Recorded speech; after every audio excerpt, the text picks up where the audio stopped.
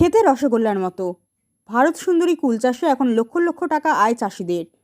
বিঘা প্রতি 20,000 টাকা খরচা করলে আয় হবে 1.5 লক্ষ টাকা। ভারত সুন্দরী কুল এখন চাষিদের নতুন আয়ের দিশা। নদিয়ার বিভিন্ন প্রান্তে হাজার হাজার চাষি অন্যান্য চাষ ছেড়ে কুল চাষের দিকে আগ্রহ বাড়িয়েছে। ঠিক সেই রকম কৃষ্ণগঞ্জ থানা এলাকার একাধিক চাষি এখন বিঘা বিঘা জমি ভারত সুন্দরী কুল চাষ করছে। বর্তমান সময়ে কৃষির ওপর নির্ভর করে সংসার চালানো কঠিন হয়ে দাঁড়াচ্ছে, এমন অভিযোগ হামেশাই কৃষকদের কাছ থেকে শোনা যায়। অনেকে আবার কৃষিকাজ ছেড়ে অন্যান্য পেশায় যোগ দিয়েছেন। একদিকে যেমন রাসায়নিক এবং কীটনাশক কিংবা জৈব সারের দাম বৃদ্ধি, অন্যদিকে খরচের তুলনায় কম দামে বিক্রি করতে হয় বিভিন্ন কৃষিজ দ্রব্য। লাভ তো দূরের কথা, অনেক সময় ক্ষতির মুখে পড়ে চাষিরা। বর্তমানে চাষ করে সামান্য কিছু লাভ হলেও অতিরিক্ত লাভের আশা থেকে বঞ্চিত থাকে চাষিরা। সেই কারণে সাধারণ চাষ ছেড়ে অন্যান্য চাষের দিকে নজর দিচ্ছে চাষিরা।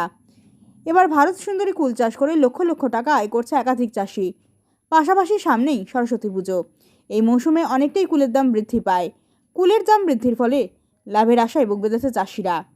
নদীয়ার কৃষ্ণগঞ্জের কুল চাষি পলাশ বিশ্বাস বলেন, ভারত সুন্দরী কুল মূলত পুজোর সময় নয়, সারা বছরই চাষ করা যায়।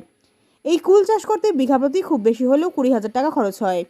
সিজনে প্রতি প্রায় 1.5 লক্ষ টাকার বিক্রি করা যায় কুল। সেই কারণেই তিনি বলছেন, অন্যান্য চাষের তুলনায় অনেকটাই লাভজনক এই কুল চাষ।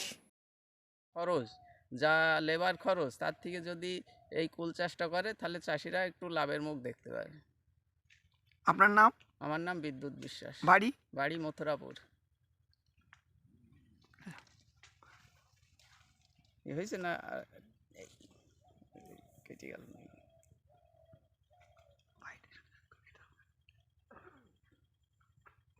ভাইটের সাথে কুলিয়ে রাখতে নেই। পুজো বলতে এই কুলটা আগাগোড়ায় চাহিদা ব্যাপক। এটা ভারত সুন্দরী, আগে যে দেশি কুল ছিল সেটা তো এখন আর নেই, সেই কুলের চাহিদা পূরণ করছে এই ভারত সুন্দরী কুল। কিন্তু সরস্বতী পুজো বলে না, এটা 12 মাস যতদিন হবে ততদিন এই কুলটার চাহিদা বেশি। মিনিমাম কেজি 40 থেকে 45 টাকা কিলো বিক্রি।